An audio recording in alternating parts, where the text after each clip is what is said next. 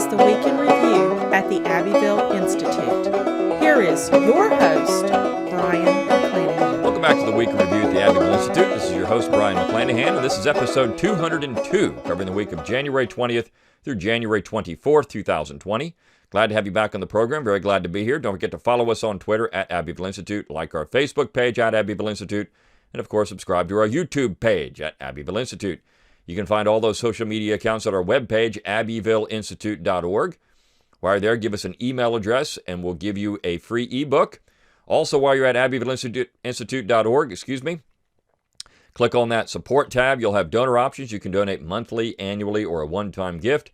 And of course, everything we do is supported by your generous contributions. And those contributions are tax deductible to the full extent of the law. So consider a nice gift to the Institute. Help keep the podcast going, the website going, all of our conferences, all those things that we do that you like are supported by your contributions.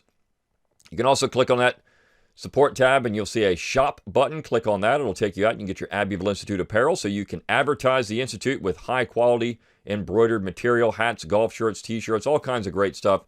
And again, that does support the Institute as well. And you can also advertise. If you like this podcast, share it around on social media. Like it on your favorite podcast websites. Give it a review. All of that will help expand the message and get more eyeballs and ears onto the Institute and its podcast. All right. Let's talk about the material for the week. And of course, because of the week that we had, because of the nature of the week, it is Lee Jackson week. You've had Lee Jackson events all over the South in various SCV camps and other places where people still are allowed to talk about Lee and Jackson in a nice way. We dedicated an entire week to Lee Jackson, the war, and Reconstruction. Now, this is getting harder and harder to do in 21st century America. Here we are, 2020. Who would have thought 20 years ago that we would be sitting here today and we're discussing Virginia of all places, removing Robert E. Lee from the United States Capitol building. The statue that was gifted in 1909 is now under discussion for being removed from the Capitol. Now, you could say, well, the social justice warriors were there in 2000. Of course they were. I mean, we saw what happened at South Carolina in 2000, 20 years ago. We know that this started really in the 1990s and the way that it is today. But the speed at which it's occurred, and I think a lot of this has been fueled by social media, has been fueled by the internet on the left and gathering forces to go and do these type of things, which would be tearing down Confederate monuments, trying to get rid of anything Confederate in America. I think that is part and parcel, and because of things like social media. Now, this is not to say that Lee himself, or Jackson, for example, was universally popular in 1865. They weren't. There were many people in the North that thought Lee and Jackson were traitors. There were many people in the North, if not the majority at the time, who believed that those men should be punished, maybe, at one point. There were many people in the North who did not think that any of these men should be celebrated. But that is not what won, you see. What is really under attack in America today, and I've mentioned this before, is the entire idea of reconciliation. That there are unique people in America, that the South is unique, that Southerners were a valuable part and had valuable contributions to American history and society, that the South was an important part of America, that conservative Southerners were a valuable part of America. What you're really seeing today is the fact that that particular view is now under assault, that particular view is no longer accepted in mainstream America. And so those are the people, those are the only people really in America that can be vilified. Now, of course, as we've talked about ad nauseum on this particular podcast, in episode after episode after episode, this is just the beginning in a long culture war. And Pat Buchanan actually wrote a piece a couple of weeks ago about, the culture war comes with the Old Dominion. And I wrote a piece right after the Democrats won control of the state legislature in Virginia that bills taking down Confederate monuments were going to appear very quickly, and they have. In fact, as Ben Jones points out in the piece we published on Monday, he said, look, I mean, there's now a discussion to take Lee out of the Capitol building and replace him with Nat Turner. That was first on the list. You think about what this says about American society. The people who want to take Robert E. Lee out of the Capitol, in many ways, to many Americans, North and South, and as Ben Jones lists, I mean, he lists Teddy Roosevelt, Dwight Eisenhower, all kinds of people, not Southerners, but Northerners, who called Lee one of the greatest Americans ever. Franklin Roosevelt. These are people who the left universally admires. Now, maybe not Eisenhower, but certainly Franklin Roosevelt. Booker T. Washington had nice things to say about Robert E. Lee, or at least Southern leaders, men of Lee's character. A man whose very spirit was reconciliation after the war. Want to replace him with a person, a man, who slaughtered people in their sleep. Men, women, and children. Think about what that says. Lee went to war against the United States, fighting for a sovereign federation of states, the Confederate States of America. It doesn't matter that anyone didn't recognize, oh, well, Europe, no state recognizes a confederacy. So what? So what? I mean, legitimacy doesn't come from what everybody else says. It comes from what the people themselves of that particular area say. And the people of the southern states said they're no longer part of the United States. They declared their independence, essentially, through secession. And they said, we're now an independent federal republic. The states are independent. We're no longer part of the United States. So Lee, siding with his state, which this idea of state citizenship over federal citizenship was something that was an open-ended question in the 1860s.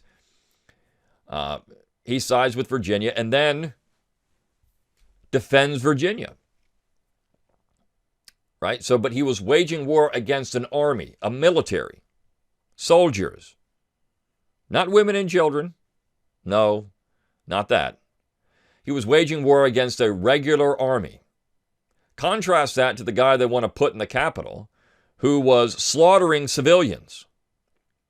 That's really a good thing we want to show in our Capitol building. But you see, this is all part of a grand policy, a grand strategy from the left, dating back to about the 1830s in America, which has sometimes been militant, sometimes been well organized, sometimes, and of course, always been very vocal in trying to revolutionize the United States. 2020 is no different. We're 200 years beyond the 1830s when you started seeing the burnt-over district of the North become very active in social reform. And what they did is embrace Jefferson's all men are created equal line, and they created a proposition nation. And conservatives, quote-unquote conservatives today, in the piece I wrote on Tuesday, two Lees, have embraced this very thing. This is why I called them social justice conservatives. And on some issues, sure, they might be in line with, say, decentralization or maybe a more limited government in some ways, certainly. So they call themselves conservative. But what they really are is embracing the revolutionaries of the 19th century and calling that conservative. There's nothing conservative about it. As many Southerners pointed out, Dabney among them. Look, if you do this, you're going to get you're opening a Pandora's box. All the things that you rail against in society can be traced directly back to these Northerners, these Yankees. Not all of them. I mean, there were reformers in the South too, certainly, who were interested in this type of activity. And it wasn't just about slavery, but there were other major issues as well. When you look at all of these ideas of under the banner of equality with a capital E, right? And this is the problem with it. Because it's not just equality under the law. It's not just saying, look, every individual is equal under the law. No, that doesn't work any longer. You have to have something beyond that. And so all this is traced back to the war and Reconstruction. There's little doubt about this. I mean, it's a clear line. So when you take someone like Bone Kemper, who's written a number of books about Lee and Grant, Lee lost the war, Grant is better than Lee, the lost cause myth in American history, all of this stuff. I mean, this is a conservative. He writes for Regnery, a conservative publisher, Regnery History. Regnery also publishes other books that are counter to this. I mean, it's not Regnery. They're appealing to certain groups within conservatism. It's not Regnery's fault. But the fact is, Bone Kemper hasn't found a Southern position he doesn't like, or a Southerner he can't criticize. And you take this with people like Forrest Neighbors, who I've talked about on this podcast, or Alan Gelzo. I mean, these are people that have determined that the South is the evil in American society and it must be eradicated. Bone Kemper, of course, is of Germanic descent. The Germans during the war, as Richard Taylor pointed out, always wanted to lecture Southerners on how they weren't really American. I mean, this is just stupid, right? But this is what these people are at the end of the day. And there's no other way to describe them. Stupid. That somehow that revolutionary zeal coming out of the 48 revolutions, and Clyde Wilson talks about this, of course, in his review of Gangs of New York on Thursday. All this stuff fits together. This revolutionary zeal to remake America. And of course, now we're seeing this openly admitted from the left. I mean, Barack Obama said it in 2009. We're going to continue the process of remaking America. That was his first inaugural address. He said it. You've got members of the quote-unquote squad who stand up and say, you know what we're going to do? We're going to remake America. Going to remake America.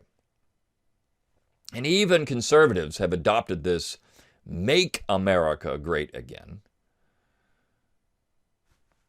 That phrase "make," right? Which is progressive in many ways. I mean, look, Donald Trump is a progressive. He's a 1940s Democrat in many ways. And with some modification, of course. But he's a progressive. The progressives have taken over both parties. And they all believe in that proposition nation. And part of that is because conservatives, quote-unquote conservatives, who I call social justice conservatives, have made that their agenda. That Lincoln, of course, as Gary Wills pointed out, revolutionized the revolution. This is what Jefferson meant about that. I mean, that wasn't part of this. He revolutionized the revolution. Bradford pointed this out. Mel Bradford pointed this out. And, of course, he was excoriated for that. And then Reagan withdrew his nomination for the NEH because he had unkind things to say about Abraham Lincoln, which there's lots of unkind things to say about Abraham Lincoln. But here we are in 2020, and now this crusade, this social justice crusade, is being supported by the girondists like Bone Kemper or Gelzo or the other fools in the Republican Party that think somehow they're going to get brownie points from the left and they won't be guillotined because they sort of support their mission. I mean, look, Gelzo would be in line with taking down Confederate statues just like anyone else because these people were traitors. They deserved a traitor's death. They don't deserve to be admired or honored. Bone Kemper would say the exact same thing. Lee is a problem. The quote-unquote lost cause myth is a problem. What myth is really there? I mean, except for the myth of Abraham Lincoln. I mean, it's the real myth. The funny thing about the Bone Kemper book is that he cites people like J.F.C. Fuller, a real fascist, in supporting his position. So, who were the anti-fascists then? If Fuller didn't like Lee, and of course Hitler himself had nice things to say about the Union side of the war. In fact, he supports the very premise that Abraham Lincoln supported in the war. If these are the fascists and they're saying these things about the South, then who are the real anti-fascists? I mean, who are the people we really should be looking at and saying, well, wait a second here. If Hitler liked this side, maybe we should think there's something to the other side. If J.F.C. Fuller, a real fascist, said that this side was right, maybe we should be thinking about the other side. That might be logical, but no, because now somehow Southerners like Lee are just these fascists, which is so laughable and so stupid, it's not even funny. I mean, you can laugh at it, but it's more like a laugh of just sadness. You're laughing because it's so sad you don't know what else to do. And then, of course, Jackson, Stonewall Jackson, is also an individual who is meeting condemnation of the left and the social justice conservatives. Why? Well, because Jackson was a Confederate. Now, of course, Jackson himself, E.L. Godkin, who Russell Kirk actually wrote about in his conservative mind, E.L. Godkin, and I wrote a little piece about him too in Forgotten Conservatives in American History with Clyde Wilson. Godkin thought Jackson should be universally admired, North and South. This is a man of tremendous character and integrity, a man that Godkin said only America could produce. He wanted the North to also claim Jackson. He wanted Jackson to be a Northern hero, not just a Southern hero. And of course, this is the way that Lee was also viewed after the war by anyone with half a brain. Lee was produced by America. He was a uniquely American individual. And this is why even in the 1940s, you could find calendars, wall calendars from Northern companies that had Lee's birthday listed on it.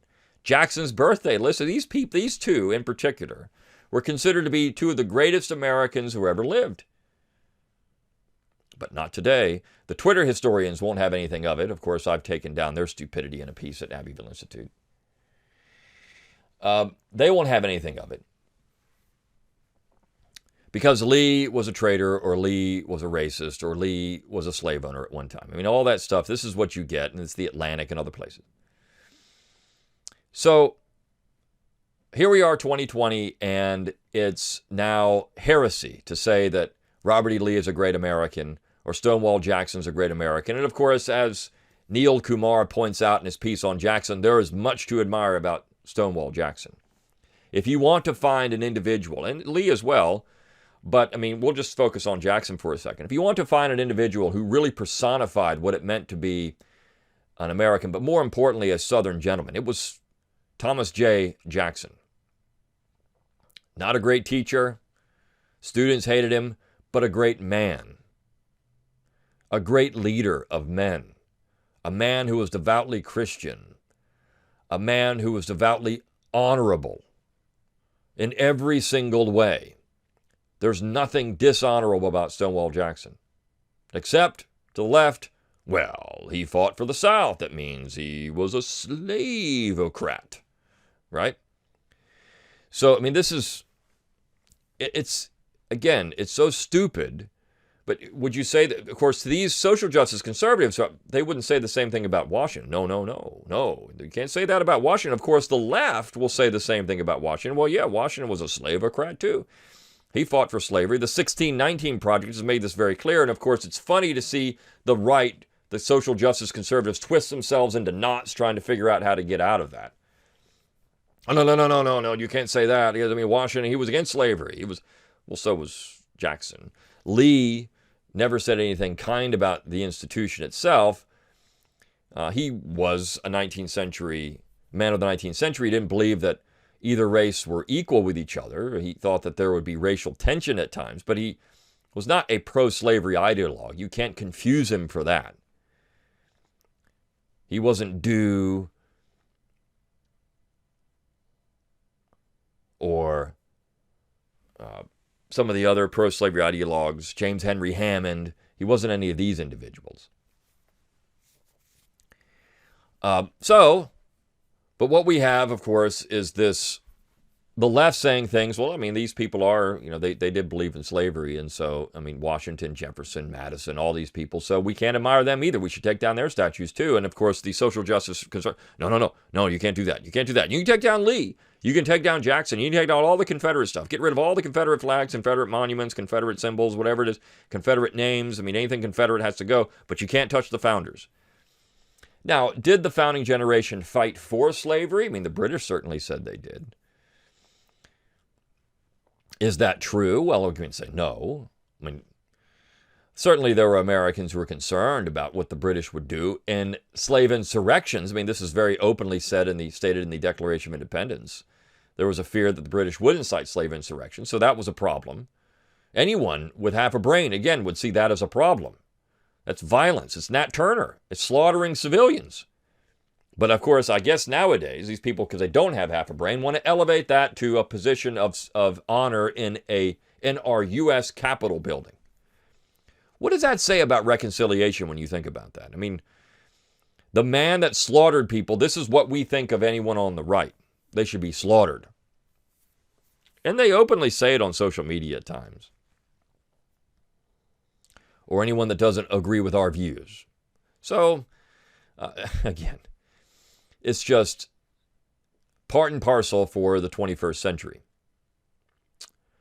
Clyde Wilson's piece is rather interesting. And I'm going to talk about the last piece on Friday, which was a piece on Reconstruction. Clyde Wilson's piece is interesting in his review of Gangs of New York. He calls the film tolerable. I like the film. There are some parts of it that are just kind of silly, but he does call the film tolerable, and he thinks that you should watch it. Now, the reason you should watch this film, and I agree with him, is because of the takedown of the North. It's the way that Scorsese portrays the North, the nativism of the North, the wide awakes, and some of the other people that were violent. I mean, these people were violent individuals. The way that, I mean, there's a beautiful scene in that movie where they show the Irish getting off the boat and they're signing right up to go sign up to go into the military because it gave them 3 meals and a few $100. And these people were sent out as essentially cannon fodder. You didn't have to have rich New Yorkers going in. I mean, they get into all this stuff. They avoid the draft. You got the draft riots where one of the main characters in the film, a black character, is lynched because of it. So you have all that complexity of the North, and I love that about the film. You've got, and the image we use is of the Daniel Day-Lewis character, the butcher, wrapped in the U.S. flag. These are the people that were Republicans at the time. These are the people that men like Gelzo and Bonekemper would support. They would support all these individuals because they're on the right side. Support the lynchers. Support the wide awake. Support the nativist thugs in New York against some of the other groups. And as Clyde points out, he says, why should we disparage the Irish for not wanting to go fight in the war? Why? I mean, was this their fight? He says that's really more of an honor of patriotism than anything else, saying, no, I'm not going to fight in that war. But of course, many Irish did. And again, they were used as cannon fodder most of the time. Send the Irish out. Whereas in the South, there were real Irish patriots. Cleburne, for one, or Claiborne, as you might say. But Mitchell. There were real Irish patriots in the South who were saying, we're going to support this independence. The Pope, actually, as Clyde points out in the piece, the Pope was warning Irishmen about going to the United States because they were being used as cannon fodder. Don't go there into the North. Don't do it. The Pope, of course, was more supportive of the Confederacy than the United States. So you've got all of that working against this righteous cause myth. That's the real myth in all of these things. Not Lee, not Jackson, but the righteous cause. That's the real myth. It's the real myth of American society. But what we see on a daily basis, and if you follow anything on social media, is that no, it's the lost cause. That's the real myth. These people weren't great Americans. I've had people email me, you're just too invested in the lost cause myth. I'm not. I'm a realist. I understand there were problems with the Confederacy. Lee wasn't infallible. I mean, none of these people were. They're people, right? I mean, they're all fallen people, and they make mistakes. They don't do everything right, but they were great Americans. And that cause of independence, it really embodies the American principle, the spirit of self-determination. It doesn't matter if you say that, well, certain people couldn't vote. Well, certain people couldn't vote in the North either. I mean, that's a bad argument. So the people that could vote, the citizens of the time, determined that their cause was of self-determination. And that's the most important thing. So then you get to the view of Reconstruction, as Alphonse Louis-Vin points out in his piece on PBS's Reconstruction. Now, we talked about this, I believe, on this podcast. And this particular series, again, follows this social justice conservative, social justice warrior myth in placing, and I'm going to have a piece, if you get Chronicles Magazine, I'll have a piece on Reconstruction and where these two things fit together in the February issue. But Reconstruction really is the key. It's not the war itself, but Reconstruction is the key, because it's during Reconstruction that you see this transformation of how we're going to talk about the war, how we're going to talk about the period after the war. It's Reconstruction that really is important here. Again, it's because of reconciliation. We could either reconstruct or we can have reconciliation, and that was Lincoln's goal. I mean, if you want to say anything positive about Lincoln, look, at least Lincoln was interested in reconciliation. He was. He was interested in reconciliation, putting the Union back together with the absence of slavery the way it was before. Lincoln, as Phil Magnus has pointed out in a great book on colonization, supported colonization right at the end of the war because he didn't think that there would be any chance that black Americans could be integrated into Southern society. But nobody talks about this with Lincoln. No. But see, Lincoln was trying to figure out, and we can argue if that was true or not, but Lincoln was trying to figure out until his death how to put the Union back together the way it was, the status quo antebellum without slavery. He was trying to figure this out. And so when Lincoln is assassinated, what you get are the radicals, the social justice warriors of their day now taking control of the process. And that creates all kinds of problems, North and South. But to people like Eric Foner, it's an unfinished revolution. He calls it now the second founding because of many. I mean, he's right about that. It was a second founding. And this PBS series on Reconstruction follows that line. And it places that particular narrative at the heart of everything. This is what Forrest Neighbors and Alan Gelzo and Bone Kemper and all these people believe. Even Dinesh D'Souza. I mean, this is the narrative they followed. Dinesh D'Souza, the court historian now of the conservative or quote-unquote conservative Republican Party. I mean, this is what he is. This is the narrative they follow, that this is somehow conservative what they were doing. It wasn't. It was revolutionary. It's another form of a French Revolution. You see, the French Revolution unleashed this stuff. The United States was not revolutionary enough to the social justice warriors, and so because of that, we have to have more of a revolution. More of a revolution. More revolution. The American War for Independence was not a revolution. It was a war for independence. And so now we have to revolutionize the revolution. Lincoln did it with the Gettysburg Address. And then everyone who believes in that as the basis of America just kind of followed suit. The South has long been opposed to that particular notion. Not the principles of independence. But the Southern tradition is conservative, naturally conservative, not radical reformist. So, this is an interesting question, interesting concept. How do we wrestle with these things of Reconstruction? I mean, look, conservatives for years thought Reconstruction was a tragic era. I mean, this is what they said about it. It's tragic. You have lawless government, you have corruption, you have all these things. Now it's to be championed, it's to be embraced. This is a good thing. Reconstruction is grand. Taking down Lee and Jackson, we should have done that then. All those Southerners should have been hung as traitors back then. They didn't do the right things. These Republicans they're just good Republicans doing what they should have done. We should follow these Republicans. You see, they can't get out of their own way with R&D either. It's Republicans v. Democrats. Even 1865, it's Republicans v. Democrats, just like it's Republicans v. Democrats today. It's silly and stupid and laughable. This is why we need to talk about Jackson and Lee. This is why we need to point out the inaccuracies of Reconstruction. This is why we need to point out that the North was not this bastion of righteousness that everyone says it was. And if you're a conservative, you really shouldn't admire the work of Reconstruction and the radical transformation of America that took place in many different ways. It was a tragic time in American history, not a grand time. Now, that's not something that is going to get you any kind of major book contracts with university presses. But certainly this is something that for years was believed, only been changed recently as we've focused more and more narrowly on the race issue during Reconstruction and not the other parts of Reconstruction that really did America in. Foreign policy, economics, all of those things that are dangerous for America moving forward. Until next time, good day.